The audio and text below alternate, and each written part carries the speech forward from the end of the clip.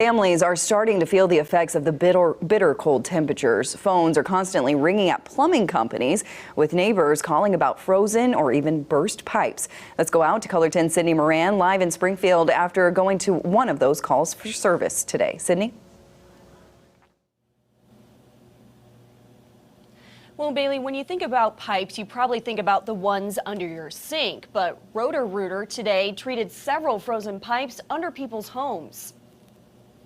We've lived here 30 years. Tracy Davis and her husband are used to the cold, but Thursday's freeze caused some new problems. That's our first freeze for the pipes. In the middle of the night, we heard the pump cycling, and I thought that's not normal because there wouldn't be any reason for water to be running. So I got up, came out to the laundry room, and I could hear the water spraying underneath the house there. You just think what a mess it's going to be, first of all, and how much damage is going to be down there. Davis is one of hundreds of people who called for help. When we have a extreme cold event like this, we see a lot of water lines that freeze and break, both on the domestic side, like your regular house lines.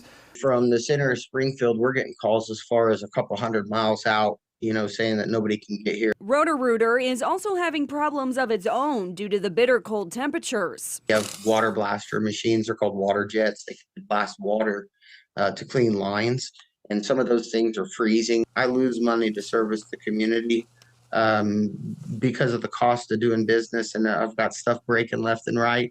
We are working very hard. But Roto-Rooter and Branson Fire Rescue say there are things home and business owners can do. We're actually going through every few hours. My wife's setting a timer and simply going around checking and making sure everything's getting full pressure. Because if it's not, it's indicative that a line is frozen or beginning to freeze, or it's already busted. Keeping those thermostats at 60 or 65 is probably going to be a much better bet, and ultimately you're going to be money ahead. Families are encouraged to take preventative steps to avoid costly repairs. Just glad to have them here and hope the damage is not too extensive.